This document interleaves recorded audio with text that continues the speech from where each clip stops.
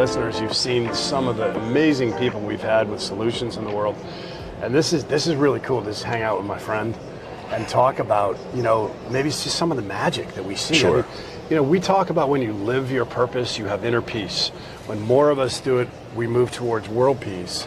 And one of the nice positive externalities in the world of, in the words of investment, is really that people have genius. And when you have genius, you're living it, and That's right. you just, boom, your energy, it's a real thing. Yes. And the magic and the synchronicities just flow. And we've been just bathing in that here for... It's true, it's true. I don't even know how many days right now. It's a blur, right? Well, I can agree with you there. That's why I love this full frontal lighting to fill in all the bags and crags.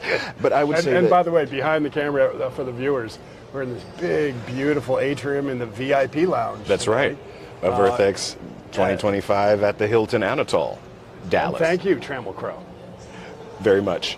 But I wanted to kind of piggyback on what you were saying. Honestly, it's our reason for living. Yeah. There's survival, certainly, but living in purpose, living in love, in all the different ways that kind of manifests, that's what we're here to do. It's creation at its finest and at its core.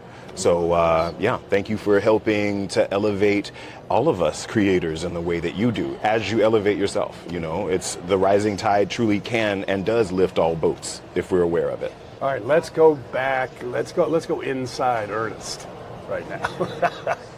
Okay. Do we have a consent form? Yes, we do. I see the audience with thumbs up. Okay. So here we go. Ernest, why are you here on this earth? Oh man, I am here to create love through story. I'm here to Love create, through story. yeah. I'm here to create a world of magical realism, a world of magic, of beauty, of adventure, of love, of passion, of intrigue, and all of the different aspects. And sometimes there's sorrow in that. Sometimes there's melancholy. Sometimes there's pain and tears. But for the most part, it's all about just, optimizing the experience that we all are living into. And that's what I'm here to do. That's so beautiful. And I see you in action, and it is a wonder, man. It is. Thank you. What you do around the globe, which we're going to hold back because we're not getting to yet. Okay. Let's go a little deeper. 9 years old. What was going on? Wow. Okay, so I didn't know there was going to be math questions on Me this either. test. It just came to me. So 9 years old. Come on. What comes to mind? 9 right years away? old would have been 1986. So I was a nerd. I was collecting maps. I was collecting airline timetables. I grew up in Florida, so anytime we would go on a road trip and stop at some diner, I would get all of the different little pamphlets from all the hotels and attractions along the way. And I had so much of this stuff that my mom brought home an old file cabinet from school for me to put all of it in. I think one of the most salient memories was being gifted a book called Free Stuff for Kids by Mrs. Estelle McKissick. She was the wife of the preacher at my church back home.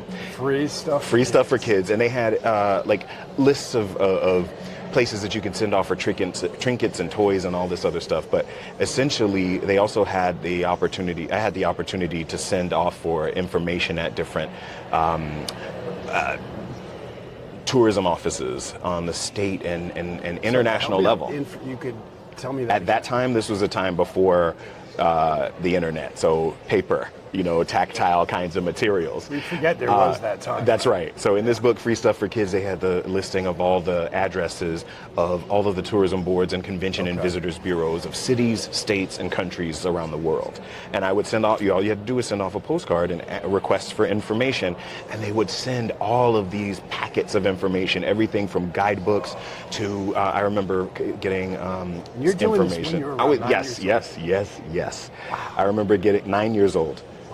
Getting information from the country of Monaco, which was sealed with a wax seal, and I'd never seen that before.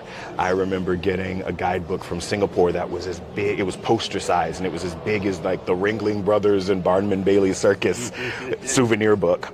Wow. You know. How did that, being recognized as a 9-year-old and receiving those things from all over the Yes. world, man, that must have been just really I empowering. mean, it made me that in addition to my parents like to say they didn't know that they had grown up poor. Well, I didn't know that we had grown up middle class.